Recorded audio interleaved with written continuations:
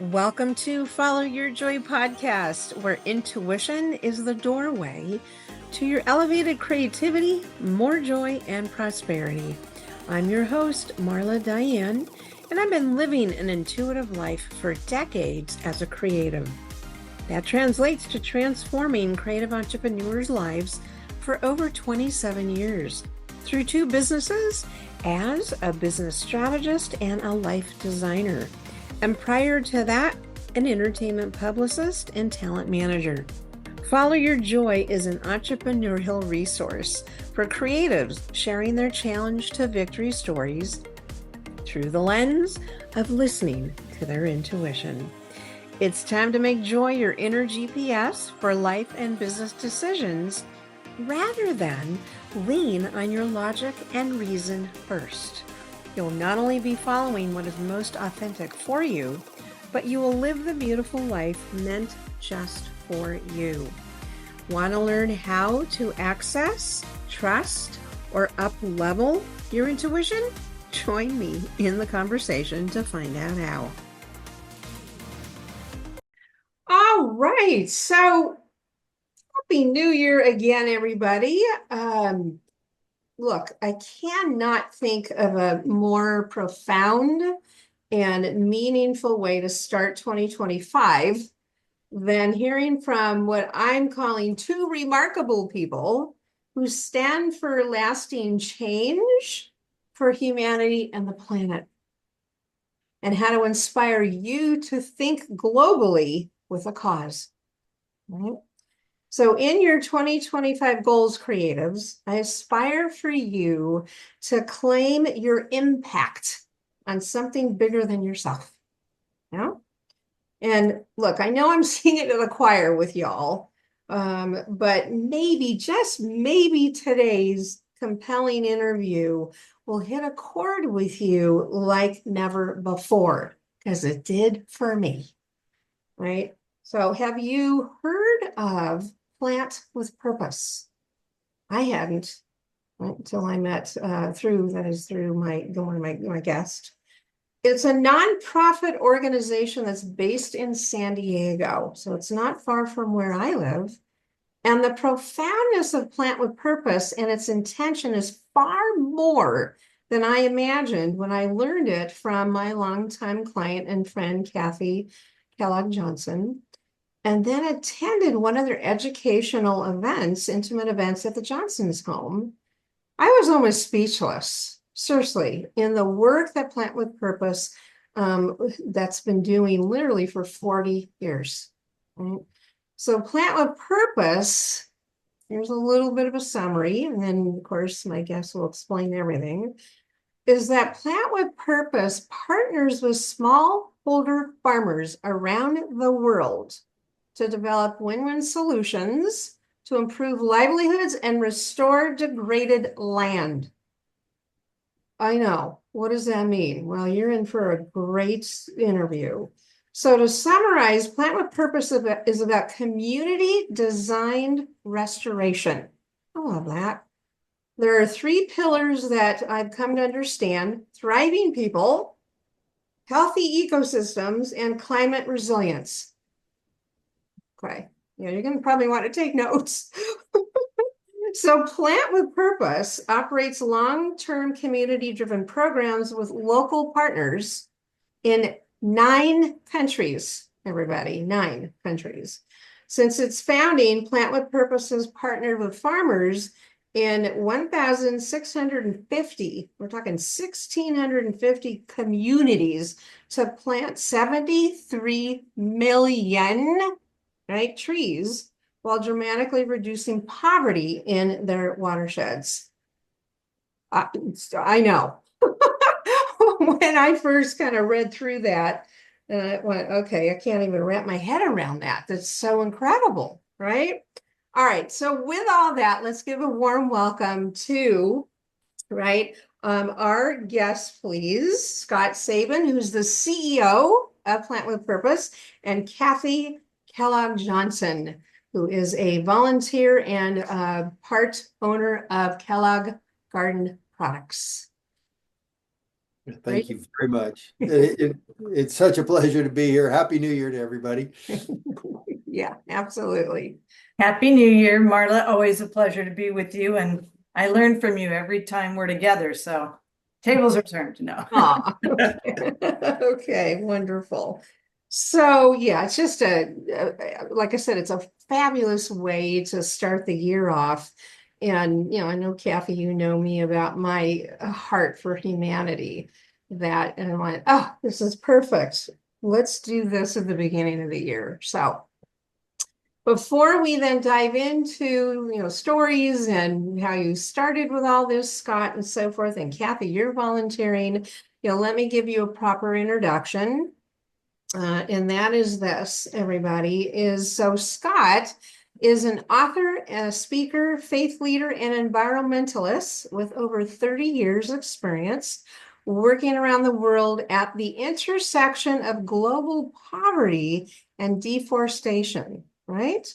He's the CEO, as I said, of Plant with Purpose, a faith-based 40-year-old organization that restores hope by reversing two of the world's greatest challenges, global poverty and environmental damage. And Scott's going to share today how those are interconnected. Yeah, that was the big learning point for me. He's also the author of Tending Eden, Environmental Stewardship for God's People. Outside of work, Scott spends time sailing and backpacking and hiking with his two kids. And he's also has a Bachelor of Science in political science from Oregon State and a Master of Arts in International Relations from University of San Diego. And since 1993, Scott has served in various roles with Plant with Purpose, ultimately rising to CEO after beginning as a volunteer while he was in grade school. Yeah, that's almost, God, good part of your life, right? Yeah.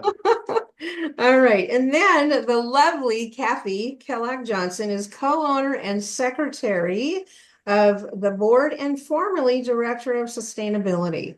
Kellogg Garden Products is a fourth generation privately held family company going on its 100th year in business.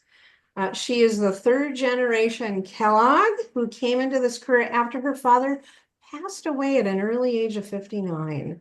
And here she is 30 years later, right, keeping the legacy alive and thriving via the stewardship and her own philanthropic efforts. So Kathy is a dedicated volunteer for 14 years since 2010 with Plant with Purpose and a donor. And look, it may seem obvious to y'all, but I'm going to point out giving her innate passion for humanity, generational legacy of caring for the environment, and the impact of Kellogg Garden Products, right? Which again, they've been doing that for 100 years. It's a noble alignment, right? Purpose and action, right? I mean, talk about a great brand message as a personal brand. And that's where I'm seeing this, with you, Kathy. Okay, beautiful. So I am sitting here, as I said, with two extraordinary, I call them visionaries and humanitarians that will inspire you in ways you probably have not felt before about our planet and about faith. All right, good. So Scott, let's start with you, please, and share, right? Let's get into the kind of juicy details here. Is what led you to this? What was if a challenge? What was that journey that went up? Here's Plant with Purpose. So what happened in grade school? Yeah, Yeah, it was grad school, not grade school. I'm sorry, grad That's all school. right. Like I That's all right. said, grad I, school. I like the grade school because that would make I me know. a lot younger. Yeah, But yeah, like I said, no, grad school. I was studying international relations in grad school and I had a know. lot of interest in working overseas Yeah. and needed a foreign language though to finish the degree. So I spent a summer in Guatemala, which Plan with Purpose does not work in Guatemala. But while I was there learning Spanish, I had my eyes open to issues of extreme poverty and injustice. The Civil War was still going on, and probably most impactful to me, people living out their faith in a way that I'd never seen before. I mean, people who are willing to risk their lives to take care of others. I still had a semester of school to go, but I was so intrigued by the kind of people I'd met in Guatemala that I was looking for a place to volunteer. And Mhm. that led me to start volunteering at Plant with Purpose while I was still in grad school. Cool. And and it was that process and the rest of it, you alluded to the story earlier, but the rest of it was a long process of getting interested in environmental issues. It took the farmers of Haiti to teach me the connection between poverty and the environment. Wow. So prior to grad school, prior to that, I mean, what was presented to you, if any at all? I mean, growing up, right? Was there any through line here about volunteering, about the planet, about anything that hit you as a young boy? Anything? Well, I think I've always been really interested in issues of justice and of making a difference. So I served in the Navy, and I wanted to work as a diplomat. Um, Somewhere along the line, to be honest, I got a little bit disillusioned in grad school with policy and how easy it is to spend your career working for a particular policy only to have that overturned or to have it actually have negative impact, unintended consequences. And I wanted to get involved in something at the grassroots level. Mm. And, feeding hungry people seemed about as grassroots and easy. Turns out it's not easy at all, but easy to measure as you could imagine. And so that was where I sort of ended up. And then there, yeah. Did your parents do volunteering? No, I mean, yes, I shouldn't say no. Yeah, Yes, they did, but I think that there was just a lot in in the way I grew up that kind of directed me this way. yeah, yeah. Yeah. I mean, it's all about the story. We know that, meaning, the meaning in our lives, the meaning of what we do. It's all about, especially today with the story. And there's always a through line. And me being a journalist and a writer, Right. I'm always looking for, okay, what's the through line here? Where did this really begin? So that was kind of the inspiration behind that question. Yeah. So, okay, yeah. Marla, I was struck by something Scott said is the farmers of Haiti taught him the connection between poverty and what did you say, Scott? Between poverty and the environment. And Yeah. the environment. Yeah, I was so curious to hear what you were saying. Yeah. Well, when I got involved at Plant with Purpose, it was the humanitarian side really interested me. That's why I call myself an accidental environmentalist. The green side, the tree planting side, why are we doing that? And in fact, the day I was hired, my father looked at me and he shook his head and he said, seriously, planting trees for Jesus? That's got to be about the most marginal thing you can do with your life that I can imagine. And there was a point at which, yeah, I don't get the tree planting part.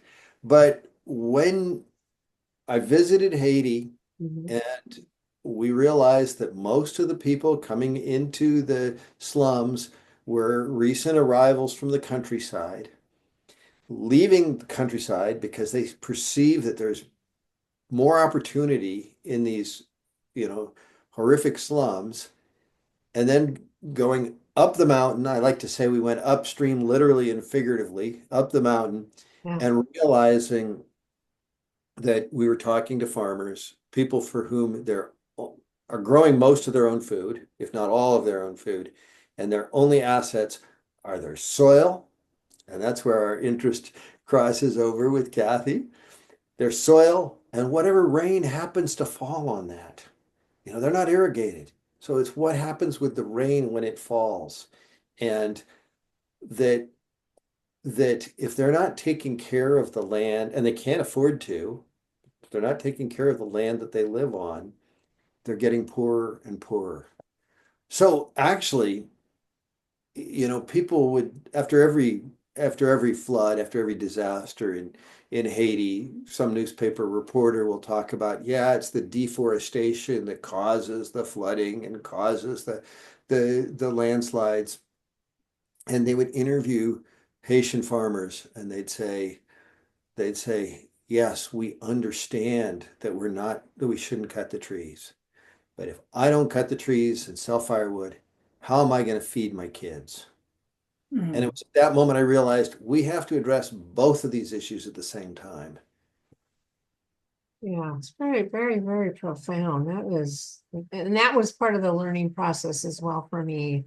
That really opened my eyes. And I thought, what? How do those two connect? Thank you for asking that, Kathy. So speaking of that, Kathy, how were you introduced to Plant with Purpose, and how does it align obviously with your own values? Yeah, I love, what did you say? A noble connection. Noble. It is, that's a beautiful phrase. Thank you for that. And I, being a company and being in the soil and composting industry and in composting for all of my years, but also a mom of 3 kids, one of those intersections was I had a sweet high schooler come in to help my kids with homework because it was a busy time, Neva Lundy. And as we got to know each other, this lovely young woman had spent the summer in Tanzania teaching or experiencing what she called double dug gardening.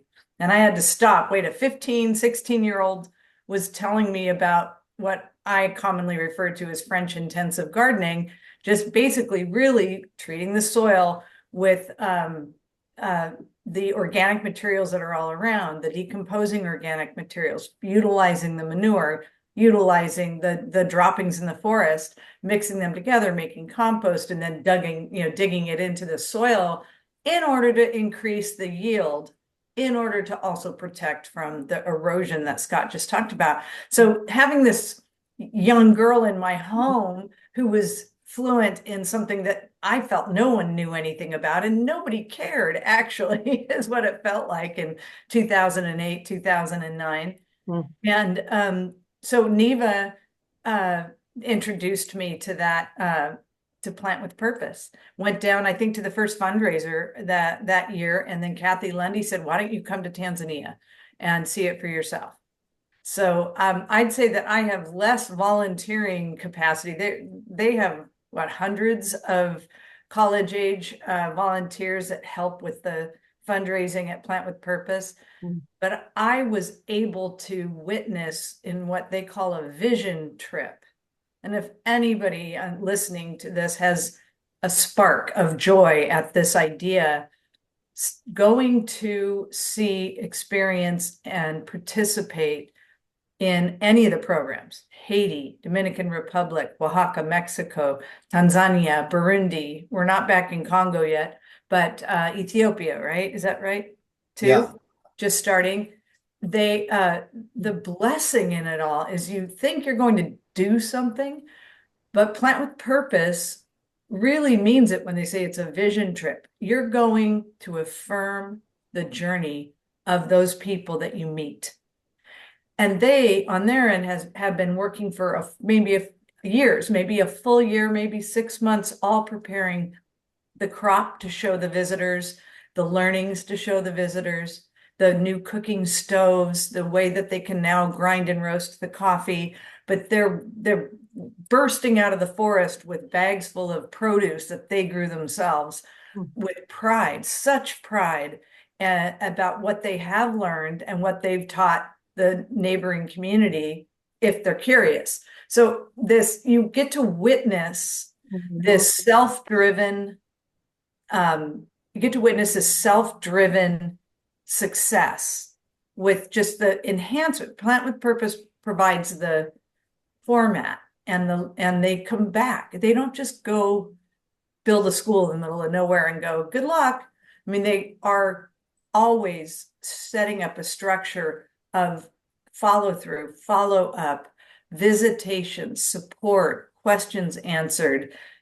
You want to learn a little more? Let's figure out how we can all learn it together. So all that to say, long answer, Marla, to your question, That's that great.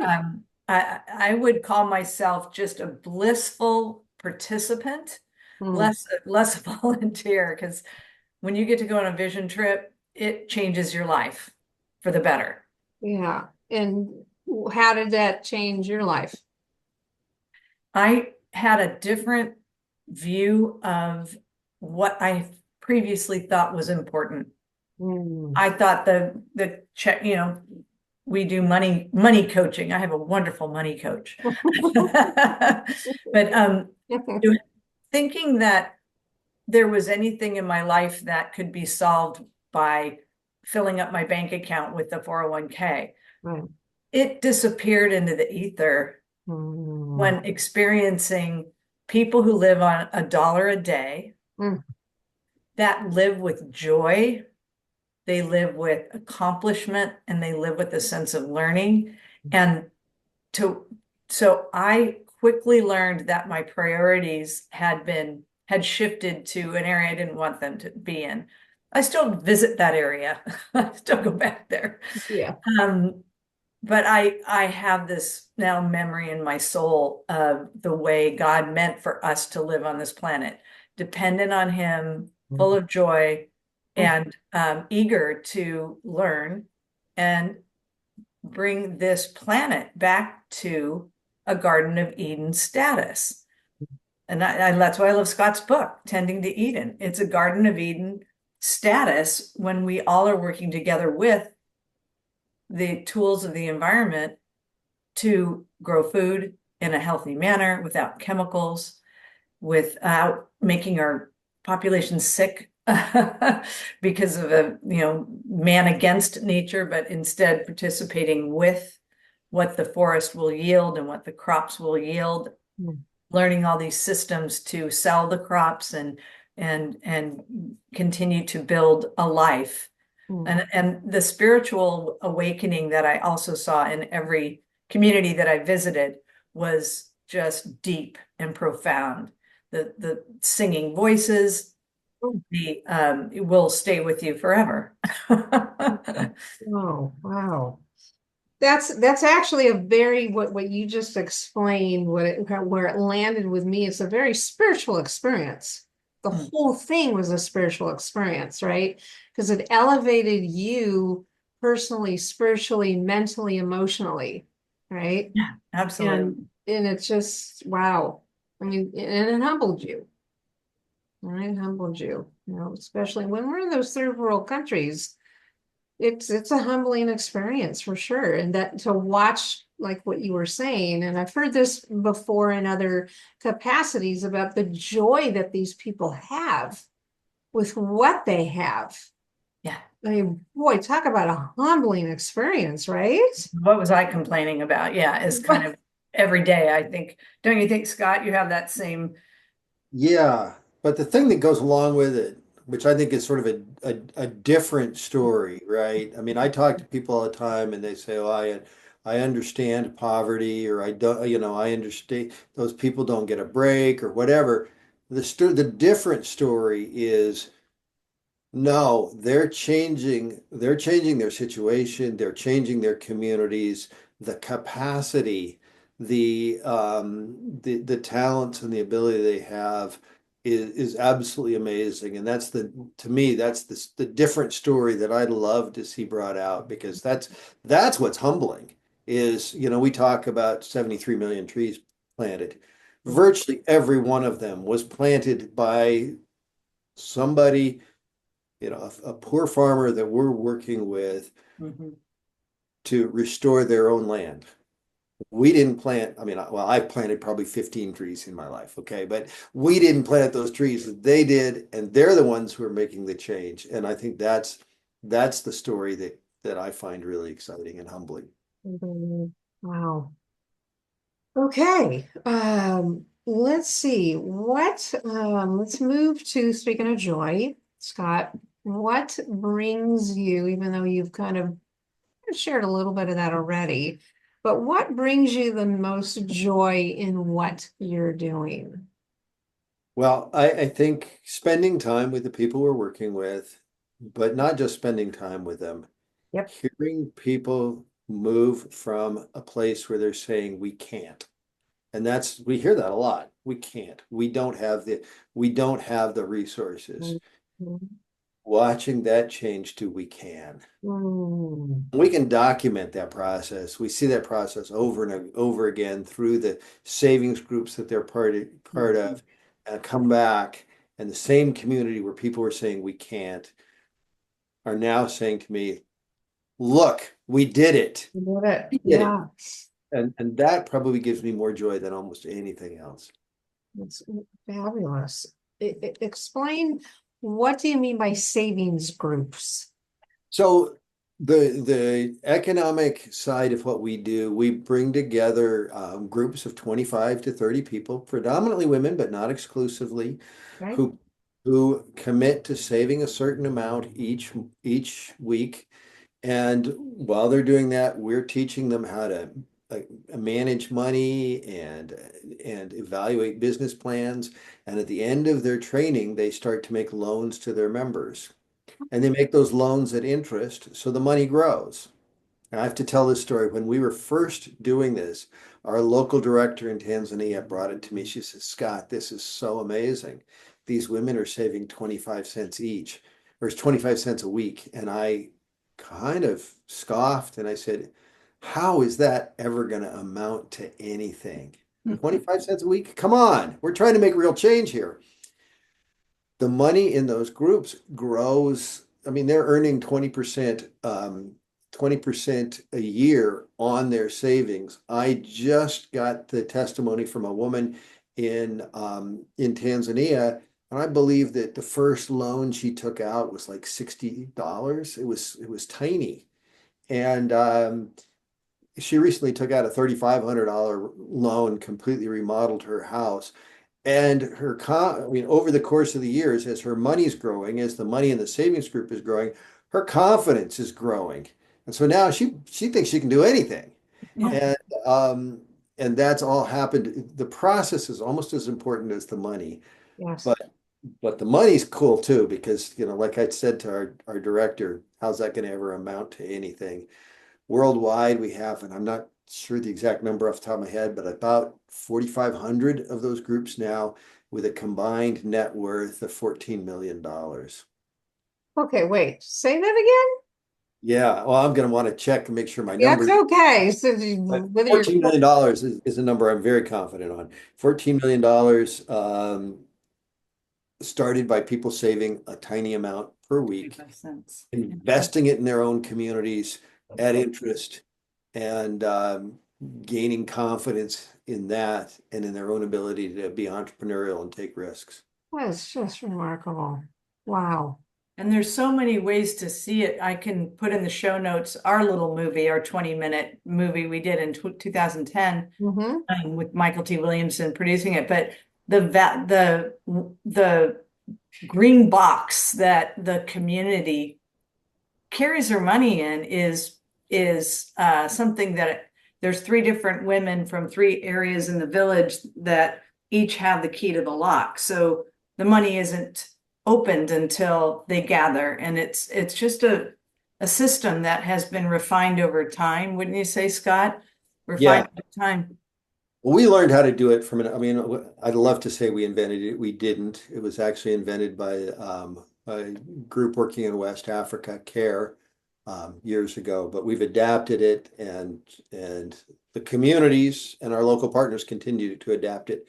By the way, we have currently 4,000 active savings groups or purpose groups, and another 1,000 or so have graduated. Um, they know how to raise their own capital and invest their own capital. They know how to farm sustainably.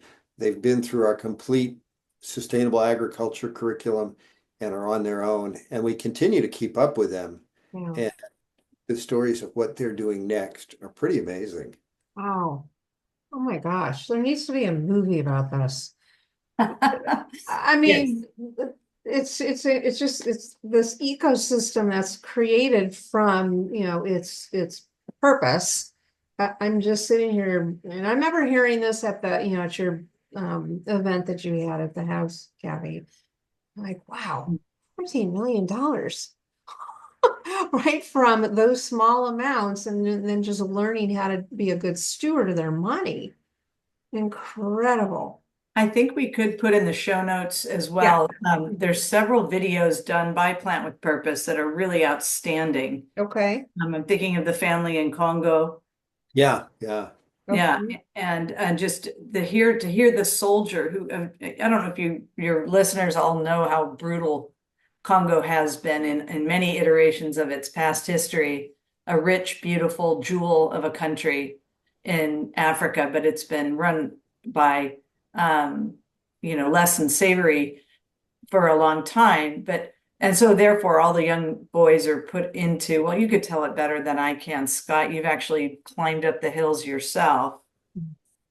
Well, thanks, Kathy. Yeah, but you're off to a great start. The remarkable number of people who were child soldiers, and this particular video that Kathy's talking about, the guy had been a child soldier until the purpose group and his wife's involvement in the loan group made it possible for the two of them to work together and start farming together. And that's another one of those stories where they go from desperation to hope, and it's just so exciting. I visited in 2016, visited Congo and spent a few days walking between communities where we work. And our local director, and again, everybody's local, so our local director, Barori, tells me, you guys are going to be drawing quite a bit of curiosity. There was three of us, or four of us from Planet Purpose. And he was right. About 50 men accompanied us for those 3 days, and we all camped on the edge of the forest.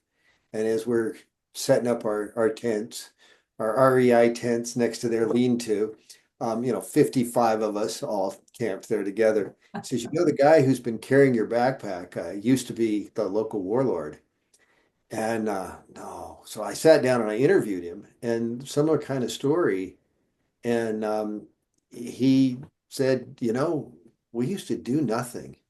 And then Plant with Purpose, your pastor came and started teaching us that work was a gift from God. And I thought, maybe I have something to contribute. And maybe if I help my wife on the farm, together we can do something great. And he goes on to talk about laying down his arms, disarming the guerrilla group. And that same year, or I guess it was a year later, one of the most significant changes that they reported was for the first time in years, none of the teenagers had gone off to join the guerrilla groups. Anyway, that gives me joy. Yeah. No kidding. Yeah. Trading in their weapons for implements of farming. I remember Yes. that, right? Yeah. Wow. Yeah. Okay, good. So, I just every time I hear more and more about this, I almost get to the point where I'm speechless. The impact is just remarkable. So let's see, Scott, why don't you share, let me back up here for a minute. So the purpose to follow your joy, right? Podcast. It's not on the surface, follow your joy has everything to do with it's a life strategy, right? It's literally success leaves clues. Listen to what brings you joy, right? And don't push through things that don't bring you joy. That's also a clue. But part of that joy, right, is listening to, and I'm a big advocate of this, I coach this, is listening to your intuition, right? First and foremost, before we go into our logical minds. So let's connect the dots here for you is what story can you share? I know you have several, but what story where you followed your, instincts, your intuition that led to a really fulfilling result? Yeah, I feel like that's been the whole path. from the summer in Guatemala, and I can think of a particular instance there where I met some other travelers out on the lake, and one of them was saying, "Yeah, we just spent the last week with this pastor up in the Quiche district where the war had been the most difficult." And he said, "Well, the only way I can describe him is if Jesus was walking on the earth today, he would be like this guy." And Hmm. so I took a bus to that area and knocked on the guy's door and spent the next 2 days riding around with him as he visited, the widows and people who'd lost loved ones in the war and people on both sides. And I just, that was a life-changing moment for me. I think another one that comes to mind is getting involved in Haiti. We were only working in the Dominican Republic. We actually had said many times, well, we're never going to work in Haiti. It's completely different culture, different language, different circumstance. And we were invited to visit this Episcopal priest who lived up in the mountains. And our Dominican director and I looked at it on the map, and it looked like it'd be an interesting road trip. Instead of the 7 or 8 hours it looked like it should take on the map, it took about a day and a half, 24 hours. We got we got massively lost. This is a long story, and I won't bore the listeners with it, but we got massively lost in the mountains of Haiti before we showed up again on this pastor's doorstep. And because we were so lost and so late, we only spent about 14 hours with him. But as we left, I knew there was no way we weren't working in Haiti, that Wow. we would be. We would be. That was 1995. Mhm. So we've been working in Haiti for 28 years. So connect the dots for us in the intuitive. In other words, the two situations that you just described, taking the bus and then getting involved in Haiti. Where were you listening to your intuition to do that? Mhm. What was it that was your gut instinct that went, get on that bus? Yeah, well, I think a couple things. I mean, coming from with my Christian faith, I would call it, God's leading in many ways. Okay. But I think there's also a sense that this is the right thing to do. We're Right. here for a reason. I've heard about, in the case of the pastor, I learned about him for a reason. And it would be a real loss to pass this up, to miss this opportunity. And the same thing in Haiti, um, spending time. Oh my goodness, this priest, he passed away quite young, cancer, but really tall, Haitian man, with just tremendous love. I mean, the Pied Piper. And I just remember him with kids all around him saying, the people here have land and they have water, but they're starving. Hmm. And well, we can do something about that. Mhm. How can we not do something about that? Right. That's right. Yeah, and these are, this is what life's about. I mean, I love hearing how, and you can call it following the breadcrumbs, right?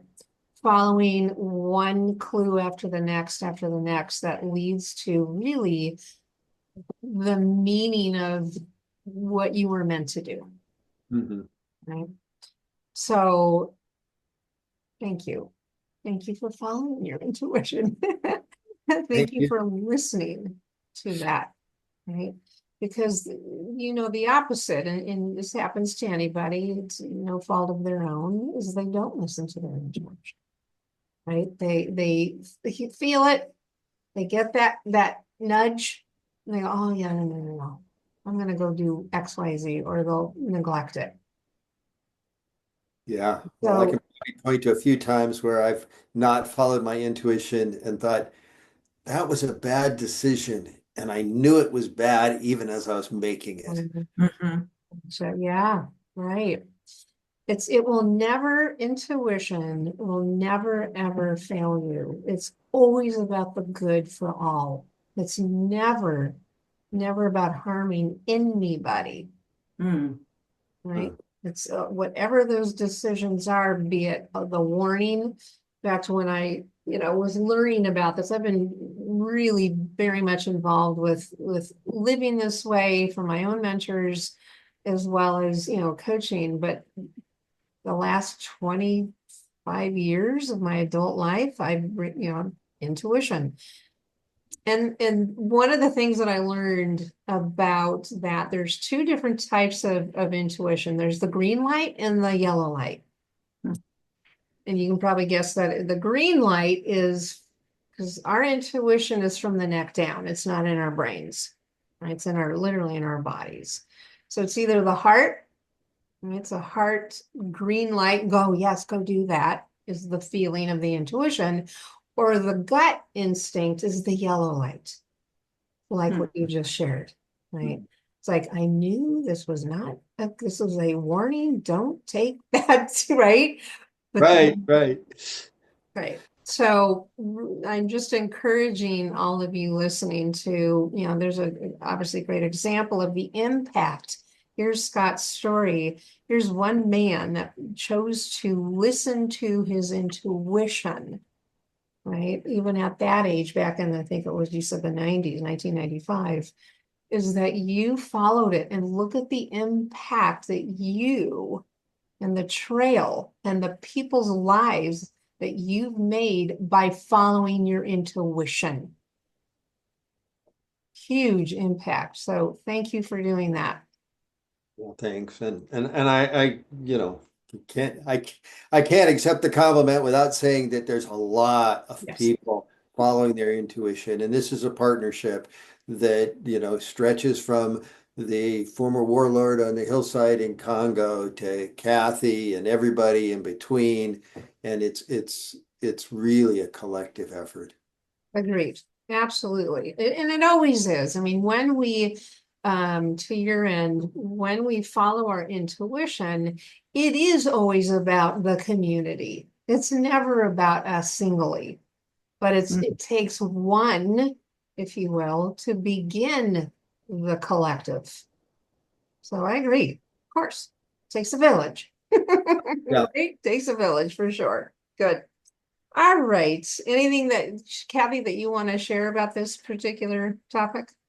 Oh, yeah, I think one of the moments of intuition as it relates to what you're just talking about and it making a huge impact. Scott, I'm remembering when we were climbing Kilimanjaro together, and it was day 2 or 3, you said, gosh, I don't know if I can really accept this compliment. It might have been actually after we finished, but you said it was that people had come out of the forest and said, you plant with purpose, but they often call it Floresta, its original name, because of the trees, because of Floresta. And mind you, they had been planting trees since 2004, I think. And so we were there in 2010 and again in 2014 and again in 2018 when we were climbing Kilimanjaro. And I, for one, didn't even recognize the very same roads that we drove on to get into Kilimanjaro, to get to the base, because of the incredible growth of the trees that had been planted. But the people were crediting Floresta with the snows returning to Kilimanjaro. And although there isn't a scientific link that says absolutely 15 million trees planted around the base of Kilimanjaro has respirated, has created the moisture that then turns into clouds that then deposits snow on the top of Kilimanjaro, the highest point in Africa. But my intuition says there is so much connection between this phenomenon, these trees, this healthy environment that heretofore, for the last 2 decades, the snows would not gather on Kilimanjaro, the rains would happen, then the mud would wash down the mountain and would wipe out villages instead of correctly providing water for the crops to grow. But after the snows came back, and that was 2018, then as they melt in order, in an orderly, godly, orderly fashion, their rain is then distributed to the villages that they could grow their crops, that they could provide an abundant amount of food and life for their community. This they all credited to the tree planting.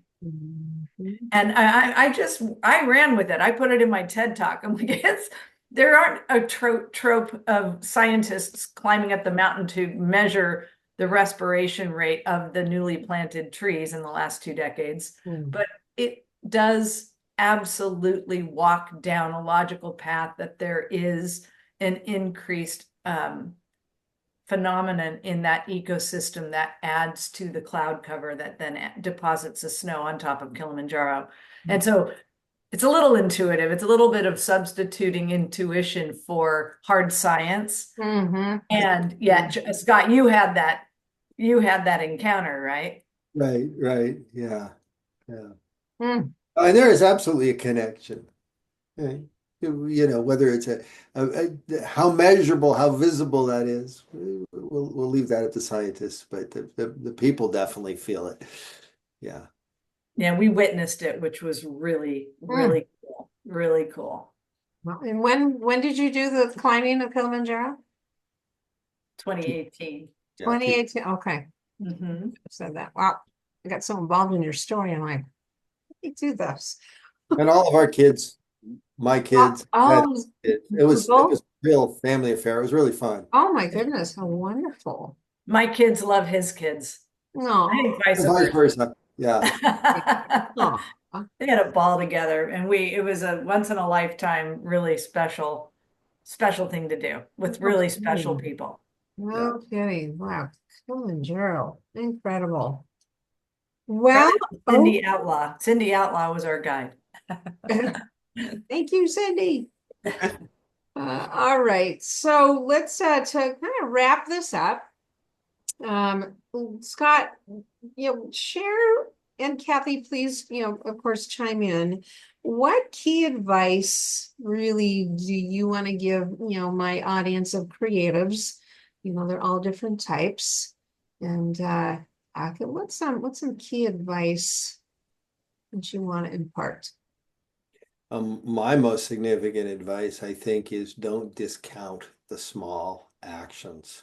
I mean, that's the story of the savings group. When I said 25 cents a week, how is that going to amount to anything? The same, I can remember planting a tiny 3-inch tall tree seedling on a barren slope in Mexico and thinking I'm probably wasting my time. And I had the privilege to go back there a couple years ago, and there's a forest of 35, 40-foot tall pines in that same spot. And, everything's happened because of little things from people who might not seem to have much power. And I like to use the illustration of when Jesus was feeding the 5,000, and a little boy has got 5 loaves and 3 fish, or 5 loaves and 2 fish rather. And it's a, in some ways, ridiculous response to the problem that people were facing. 5,000 men plus women and children, and this little boy has 5 loaves and 2 fish. And what happened, was a miracle. And I think so many times we hold the raw material for a miracle and feel like it's too small to matter. Very profound. Absolutely. I have absolutely nothing to say but yes. Kathy? Mic drop. I think that was Yeah. all. Right? Exactly. It's like I have nothing to respond other than yes. That's beautiful, Scott. That's beautiful. Oh. Thanks. Oh, wonderful. Okay, so Scott, where can everybody get in touch with you on social? Where can they follow this wonderful organization? Plantwithpurpose.org, www.plantwithpurpose.org is our website, and it's got links to all of our social media. And in fact, I would just say our team puts out some great content, whether it's YouTube or TikTok or Instagram. And please follow us, share it, because it doesn't get seen by enough people. Okay, yeah, and we'll be putting obviously all that in the show notes, the links, and make sure, of course, Kathy, we get those the video links and such too. Will do. Wonderful. Yeah, everybody, I mean, Instagram, it's Plant W. Yes. Plant W Purpose, whereas YouTube, Facebook, TikTok is Plant with Purpose. But again, those will be in the show notes. So terrific. Yeah. Yeah, please, everyone, just share this with whomever. I know you know people that love the environment. I know there are many of my listeners, so this can be another one of those, social accounts that you can follow and maybe even get involved, yeah. And of course on YouTube. So thank you, Scott and Kathy, for your time. Thank you. Yep, and starting. Thank you, Marla, for seeing the inspiration and meeting Scott and saying, he must be on my podcast. Thank you. Yeah. Thank you both. Thank you, Marla. And thank you, Kathy, for introducing us. Yeah. Yes. Yeah, absolutely. So terrific, everybody. As I started, the beginning is what a wonderful way to begin the year, right? With something that's so meaningful beyond what you have in front of you, right? Is, latch yourself onto a cause, obviously, global ideally, right? But we definitely have in front of us certain things that need our attention. However, find something bigger than yourself, right? To really take hold and make even more meaning in your life. And maybe it's Plant with Purpose. Maybe this is the first time you've heard about it. So I'll tell you, it's really touched my heart, which is when I met Scott at Kathy's event in her home. I went, oh my God, you've got to be on my podcast. Like I need to, the best way for me to, for at the moment to contribute is to get this out. And it is global. This podcast is heard all around the world. After I looked at all the different locations globally, it's heard around the world. So awesome. Thank you, Marla. Awesome, everyone. Terrific. Everyone, you have a wonderful rest of your day, evening, and be well and be blessed. Take care. Bye-bye. Hey, thanks for listening. You can find more entrepreneurial stories and resources at marladiane.com.